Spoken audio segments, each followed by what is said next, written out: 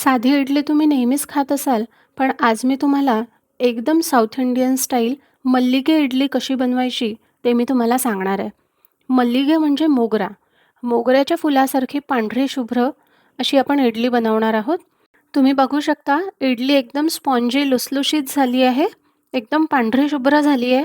त्यासाठी काही टिप्स आणि ट्रिक्स आहेत. व्हिडिओ पूर्ण शेवटपर्यंत बघा. नेहमीचं साहित्य जर अचूक प्रमाणात आणि अचूक कृतीत तुम्ही केलं तर बघा एकदम मस्त इडली तयार होते. या व्हिडिओत मी भरपूर टिप्स आणि ट्रिक्स सांगितले आहे जेणेकरून तुमची इडली दिवसभर मऊ आणि संध्याकाळपर्यंत अगदी पांढरी शुभ्र राहील. यामध्ये भरपूर टिप्ससहित इडली कशी करायची आणि सोबतच कुठलीही डाळ न वापरता सांबार कसा करायचा तेही मी तुम्हाला सांगणार आहे. या पद्धतीने जर तुम्ही सांबार केला तर कुणाला कळणार पण नाही की यात डाळ वापरली नाही आहे म्हणून. एकदम इन्स्टंट होतो. चला तर मग नमस्कार. फ्लेवर टेल्स विथ सुखदामध्ये मी सुखदा तुमच्या सगळ्यांचं मनापासून स्वागत करते.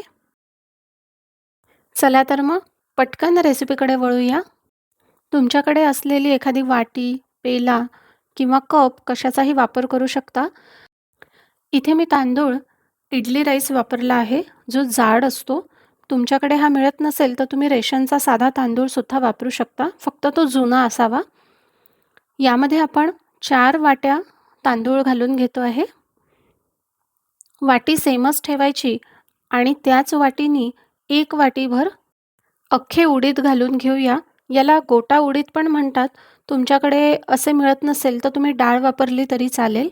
त्यामध्ये आता आपण 30 ते 35 मेथ्या घालून घेणार आहोत आणि सोबतच महत्त्वाचा इन्ग्रेडियंट म्हणजे सेम वाटीनी पाव वाटी साबुदाणा घालून 2 ते 3 पाण्याने स्वच्छ धुवून घेणार आहोत आणि स्वच्छ पाणी घालून त्याला आपण जवळपास 6 ते 7 तास भिजवण्याकरिता ठेवणार आहोत. जनरली आपण इडली भिजवतो तेव्हा 4 तास पुरेसे असतात, पण आपण इथे साबुदाणा वापरला आहे त्यामुळे आपल्याला साबुदाणा पूर्ण भिजण्याकरिता 6 ते 7 तास लागतील. आपलं हे डाळ तांदूळ एकदम छान भिजलं आहे. बघा यामधला साबुदाणा, उडदाची डाळ एकदम व्यवस्थित फुलली आहे.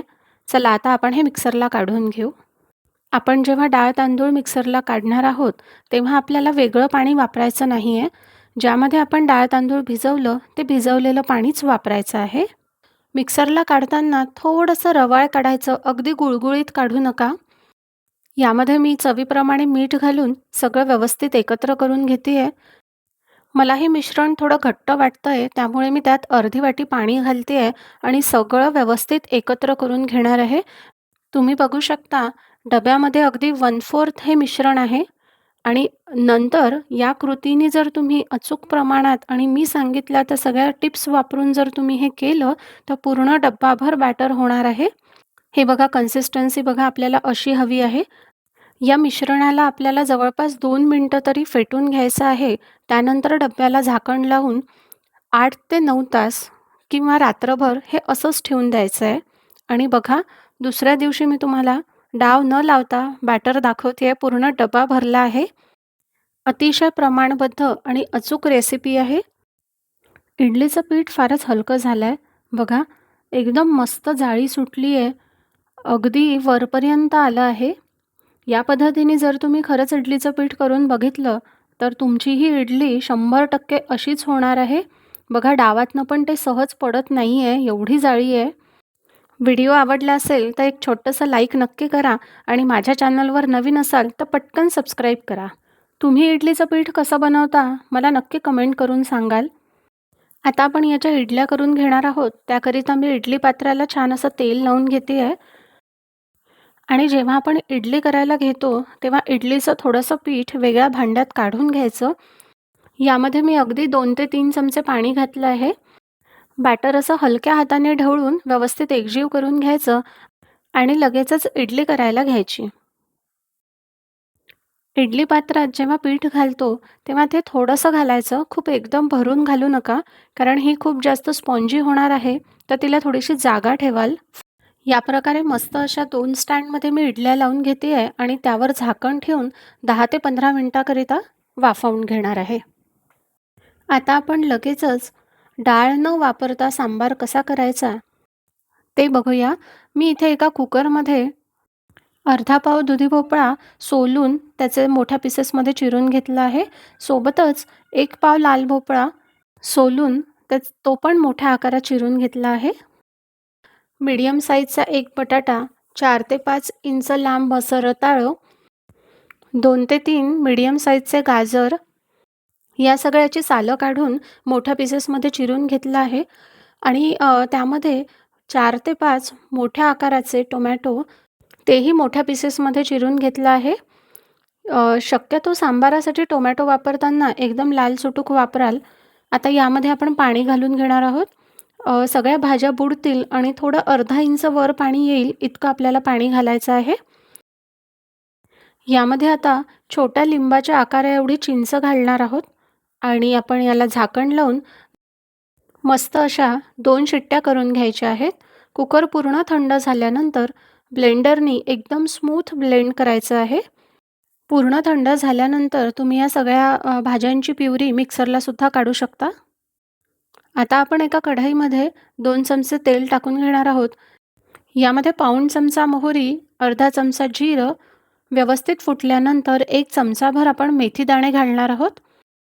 मेथीदाणे व्यवस्थित तळल्या गेल्यानंतर त्यामध्ये आपण थोडासा गोडलिंब घालून घेऊया.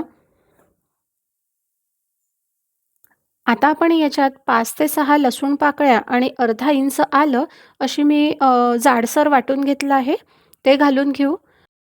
आता फोडणीत आपण एक मीडियम साईजचा बारीक चिरलेला कांदा घालून घेऊ आणि छान परतवून घेऊ. आपण यामध्ये भाज्यांची प्युरी आणि बेसिक मसाले घालून घेऊया. म्हणजेच हळद, तिखट आणि सांबार मसाला घालून व्यवस्थित मिक्स करून घेऊ. आता यामध्ये 2 चमचे किसलेला गूळ, चवीप्रमाणे मीठ असं घालून व्यवस्थित एकत्र करून घेऊ. या सांबाराचं वैशिष्ट्य म्हणजे यामध्ये आपण जे रताळं आणि बटाटा वापरला आहे, यामुळे याची कन्सिस्टन्सी इतकी स्मूथ होते की आपल्याला डाळ घातली नाही तरीही चालतं. बघा तुम्ही, सांबार एकदम छान झाला आहे, अगदी एकसंध झाला आहे. अजिबात आपल्याला कळत नाही आहे की यात आपण डाळ वापरली नाही आहे म्हणून. आता मस्तपैकी उकळी आल्यानंतर त्यावरती छान कोथिंबीर घाला आणि बस, गरमागरम सांबार आपला तयार झालेला आहे. या सांबाराची रेसिपी म्हणजे अतिशय इन्स्टंट आहे. खूपच कमी वेळ लागतो आणि या सगळ्या भाज्यांची आपण प्युरी करून घेतली असल्यामुळे सांबाराची कन्सिस्टन्सी मेंटेन राहते आणि एकदम स्मूथ असं सांबार तयार होतं. त्यामुळे ती इडली आणि गरमागरम सांबार खायला फारच मजा येते. तुम्हाला माझा व्हिडिओ आवडला असेल तर एक छोटंसं लाईक नक्की करा आणि माझ्या चॅनलवर नवीन असाल तर अशा मस्त मस्त रेसिपीजसाठी फ्लेवर टेल्स विथ सुखदाला नक्की सबस्क्राईब करा. आणि हो, सबस्क्राईब केल्यानंतर त्यावरचं बेल आयकॉन दाबायला विसरू नका, म्हणजे माझी अशी नवीन मस्त रेसिपी तुमच्यापर्यंत पहिल्यांदा पोहोचेल. पुन्हा भेटू पुढच्या मस्त रेसिपीसोबत. धन्यवाद.